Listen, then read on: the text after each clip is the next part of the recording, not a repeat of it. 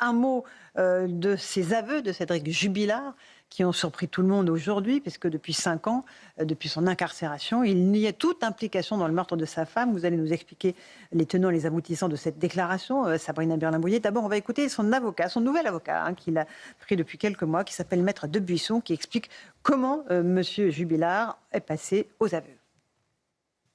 Il y a eu donc cette relation de confiance qui s'est tissée, et puis un jour, il y a quelques semaines, il m'a dit écoutez maître, il faut que je vous dise la vérité, c'est moi. C'est moi qui suis à l'origine de la disparition de ma femme. L'explication qu'il donne est la suivante. Il s'agit d'un couple qui s'est dégradé inexorablement depuis plusieurs mois, avec des tensions de plus en plus fortes. Et c'est dans le cadre d'une énième dispute conjugale que les choses ont mal tourné et que celui-ci se retrouve donc à l'origine de la disparition de sa femme. Tétanisé, quand il a repris ses esprits et qu'il a réalisé son geste, quand il a réalisé ce qu'il avait fait, il a tout de suite pensé à ses enfants. Il n'a pas voulu leur infliger ce regard terrible, cette vision de ce corps inanimé de leur mère, et donc il s'est dit il ne faut pas qu'ils ne voient ça, donc je dois déplacer le corps. Il a pensé aussi, parce qu'il s'agit d'un être humain, mes enfants m'en voudront, ils ne me le pardonneront pas, et donc très rapidement, pour ne pas dire immédiatement, il a pris la décision de déplacer le corps de Delphine avec le véhicule, et il a déplacé ce corps dans un endroit pour lequel il nous a donné quelques précisions, mais pas beaucoup de détails. Il réserve toutes les informations, tous les détails à la justice. Il est disposé à collaborer entièrement. Et moi, à ce stade, je formule le vœu très vif qu'on puisse évidemment retrouver Delphine pour lui donner une sépulture. Très intéressant ce que vient de dire cet avocat, Maître Debuisson, Sabrina Berlin-Bouillet. On voit le processus qui l'amène à faire avouer son client et peut-être d'une certaine façon à minimiser les choses. C'est une nouvelle ligne de défense qui est en train de se mettre en place, c'est ce qu'on le voit. Ces aveux sont complètement inattendus. C'est un coup de tonnerre dans cette affaire qui dure depuis 2020, date de la disparition de Delphine Jubilard. Ce qui se passe, c'est qu'il y a eu d'une part cette lettre manuscrite, écrite par Cédric Jubilard, où il avoue avoir tué son épouse, et puis ses avocats qui ont transmis cette lettre aux médias et qui ont décidé de faire une conférence de presse où ils présentent un nouveau visage, une nouvelle personnalité de Cédric Jubilard, en le décrivant comme quelqu'un qui avait plein de remords, qui s'est enfermé malgré lui dans le mensonge, à la fois pour protéger, dit-il, ses enfants de la terrible vérité, et puis aussi parce qu'il subissait une grande pression médiatique, une pression des enquêteurs. On parle d'une enquête bâclée, ce sont les mots des avocats, et puis un isolement à la prison qu'il subirait. On voit à travers... Il est placé à l'isolement. Il est placé à l'isolement. D'accord. C'est une réalité. La manière dont il le vit, c'est une manière maintenant... Il n'est pas au mitard, comme on dit. Il n'est pas au mitard. Il n'est pas au mitard. Okay. L'isolement, c'est aussi pour le protéger des autres détenus, puisqu'il est connu, puisqu'il est accusé et reconnu coupable d'un meurtre très important, très grave. Donc, il y a vraiment une dimension aussi pour le protéger. Mais ce qui est important, c'est qu'on voit une ligne de défense qui est en train de se mettre en place, où on découvre, à travers les avocats, une présentation d'un Cédric Jubilard complètement victimisé. Et ça, c'est nouveau. Et c'est bien sûr dans l'attente de ce procès en appel qui aurait dû avoir lieu le 21 septembre prochain, une date assez proche. Donc là, tout est remis en question. Oui. Est-ce que ça pourrait être décalé, voilà. Ça risque d'être décalé parce qu'il va y avoir des nouveaux actes d'enquête. Et il y a surtout la recherche maintenant de ce corps, du corps de Delphine Jubilard, puisque Cédric Jubilard s'est apparemment engagé pour montrer où est disposé le corps aux enquêteurs. Oui, absolument, pour, dirait-il, offrir une sépulture à la mère de ses enfants, c'est ça, Sabrina ? C'est ce qu'il dit. Il dit qu'il veut offrir une sépulture à la mère de ses enfants, qu'il est perturbé, hanté par ses enfants.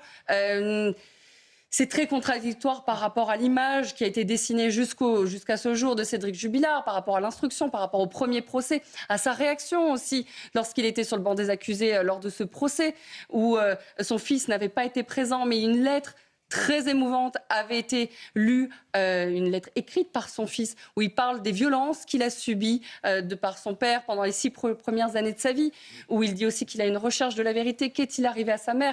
Et pendant tout ce temps, à la fois de l'instruction, à la fois du procès, on n'a pas eu de réponse de cet accusé, ce coupable. Donc Cédric Jubilard n'a pas parlé. Au contraire, il disait qu'il n'avait pas tué sa femme et que, si ça se trouve, c'est une disparition. Et rappelez-vous, deux aveux au moins 2 aveux avaient été surpris. L'un, un de ses codétenus, avait dit qu'il s'était confié à lui sur le fait qu'il avait tué Delphine Jubilard, et une de ses ex-compagnes également.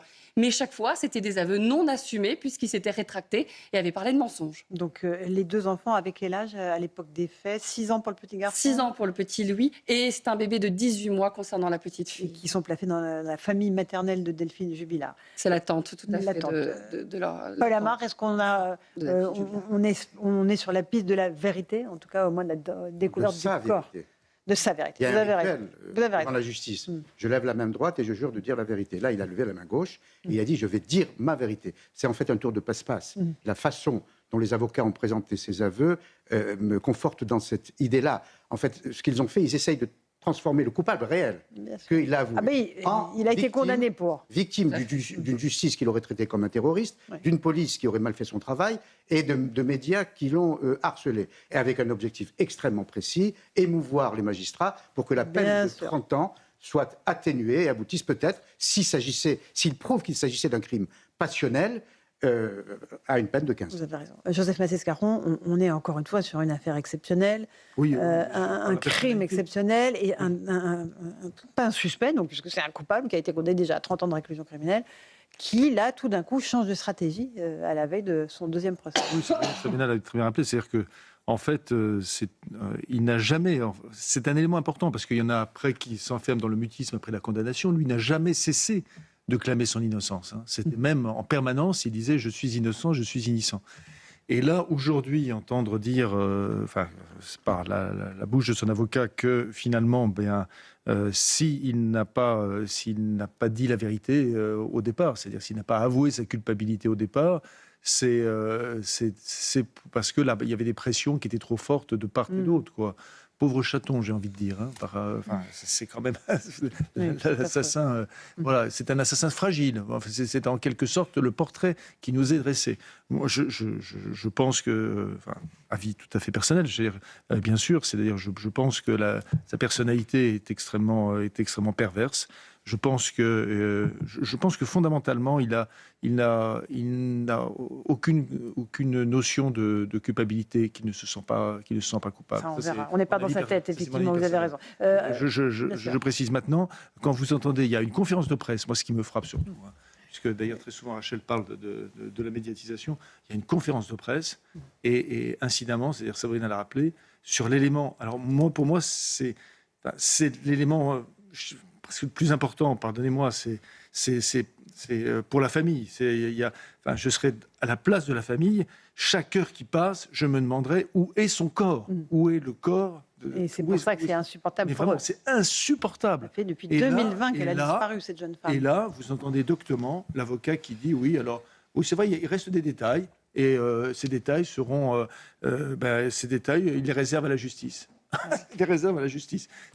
Merci de réserver les détails à la justice. Oui, on aurait aimé qu'il y ait globalement, en fait... Et qu'il soit tout de suite révélé à la justice voilà. dans le premier procès. Rachel Kahn. Et comment il joue, parce qu'on est dans notre société, on parle souvent de la séparation des pouvoirs exécutifs, législatifs, judiciaires, et comment il joue avec le pouvoir médiatique par le biais de ses avocats, et que finalement, 5 ans plus tard, il nous donne sa vérité au goutte à goutte. Donc il y a une maîtrise aussi de sa communication, comme s'il cherchait à faire le buzz avec cette victimisation, cette réhumanisation ou cette dédiabolisation, en tout cas, de qui il est, où il fait référence à sa femme, la sépulture, à ses enfants. Mais en réalité, il restera toujours un point aveugle de cette affaire, parce qu'on ne peut pas comprendre, nous concevoir, dans un esprit sain, comment c'est possible ce processus-là. Bien sûr. Et de se taire aussi longtemps et de cacher un tel secret. Merci Sabrina, vous nous tenez au courant des prochains développements de cette terrible affaire.